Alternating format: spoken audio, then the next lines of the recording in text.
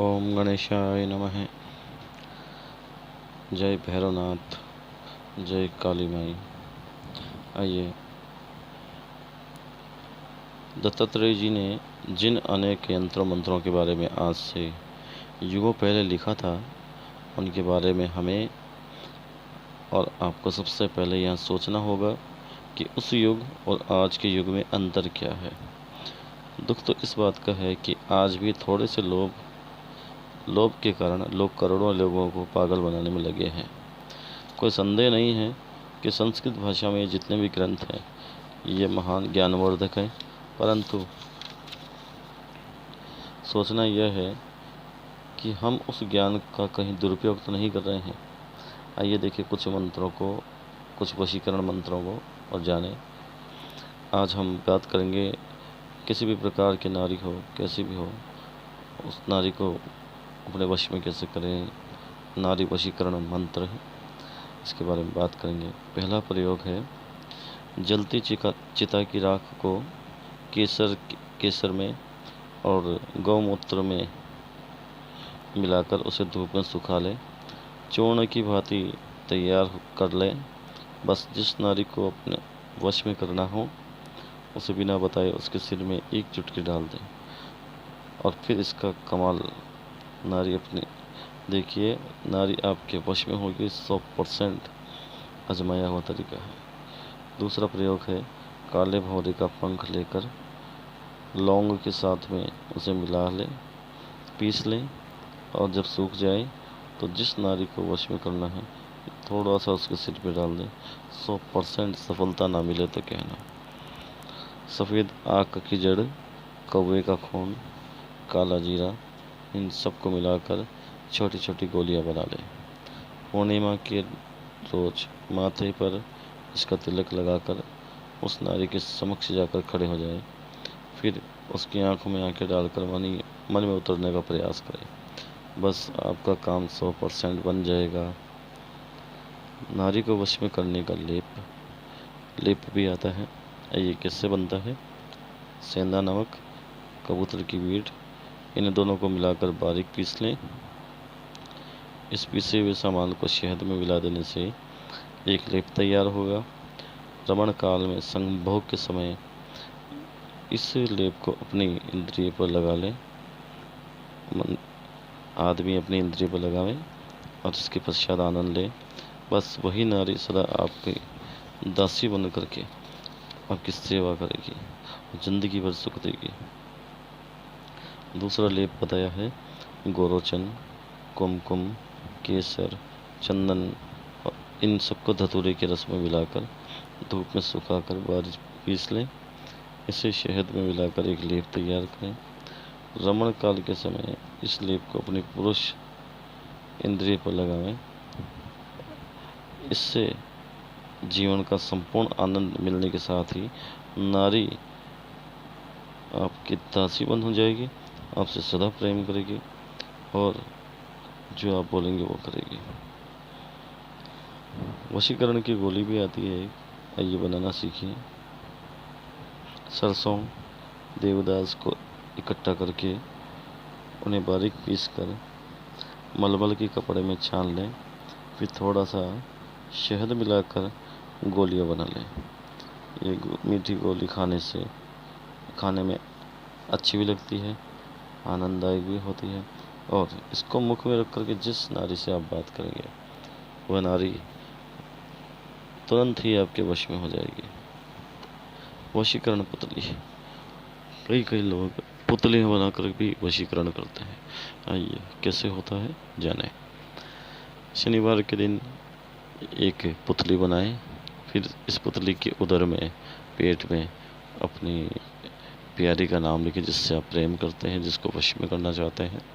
इसके पश्चात यह मंत्र जो मैं बोलने जा रहा हूँ इसको 108 बार पढ़े। ओम नमो छू छाम छह। ओम नमो वशीकरणम सफलतम सफलतम सफलतम सफलतम।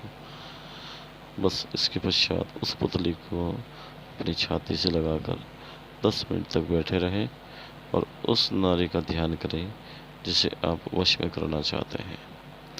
कुछ ही समय में वह आपके वश में होगी। वही नारी आपको प्यार भी देगी। अगर आप विवाह करना चाहते हैं तो वह विवाह भी आपसे करेगी। अब मान लीजिए कि किसी आदमी का वशीकरण करना है, कोई नारी अगर आदमी का वशीकरण उसको वश में करना चाहती है तो उसका भी उपाय है। आम की गुठली के अंदर जो गुदा होता है उसको निकाल लें, बारीक बारीक टुकड़ों में काट लें और सूख जाने पर 101 टुकड़ों की माला बनाएं। ध्यान रखिए 108 नहीं, 101 टुकड़ों की माला बनाएं। सूर्योदय के समय किसी नदी या नहर के तट पर बैठकर 1,00,000 मंत्र का जाप करें तो बिगड़े से बिगड़ा पति भी सीधा होकर के उस नारी का गुण गाने लगेगा और वो उससे प्यार करने लगेगा। मंत्र क्या जपना है? ओम ग्रीम क्रीम ठ ठ ओम ग्रीम ओम रीम क्रीम ओम रीम क्रीम ठ ठ। एक ही बार जपना है, ओम रीम क्रीम ठ ठ। यही ओरिजिनल मंत्र है। माफ़ कीजिए, मैं बीच में थोड़ा सा इसको डबल बोल गया, लेकिन वास्तविक मंत्र यही है, ओम ग्रीम क्रीम ठ ठ। इस प्रकार मंत्र का जाप करें। विशेष बात यह है कि 1,00,000 मंत्र का जाप एक दिन में यदि पूरा ना कर सकें तो जितने दिन भी आपकी श्रद्धा हो उतने दिन करें। जैसा भी समय मिले उसके अनुसार करें, परंतु जिस दिन आरंभ कर दें उसके पश्चात बीच में एक दिन की भी नागा नहीं होनी चाहिए, एक दिन भी बीच में छूटना नहीं चाहिए, डेली जाप होना चाहिए। यदि ऐसा होता है या बीच में एक दिन छूट जाए तो फिर आपको वापस नए सिरे से 1,00,000 मंत्र का जाप करना पड़ेगा। दूसरा मंत्र है, कोए की बीट और मोर के पंखों को सुखाकर पीस ले। समय मिलते ही पति के सिर में डाल देने से पति आपके वश में हो जाएगा, जो बोलेंगे वो करेगा। वशीकरण बुकनी, जलती चिता की राख मछली का तेल लेकर के उसमें 7 दिन तक भिगो कर रखें। इसके पश्चात सुखाकर किसी शीशी में भर लें। जिस नारी या नर को वश में करना हो उसके सिर में चुटकी भर राख डालकर यह मंत्र बोलें, ओम वशम वशम ओम वशम वशम ओम वशम वशम ओम वशम वशम स्वाहा स्वाहा स्वाहा।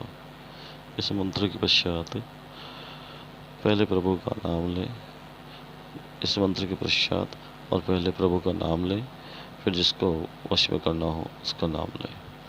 तो आज हमने नारी को और पुरुष को वश कर पति को सही रास्ते लाने के लिए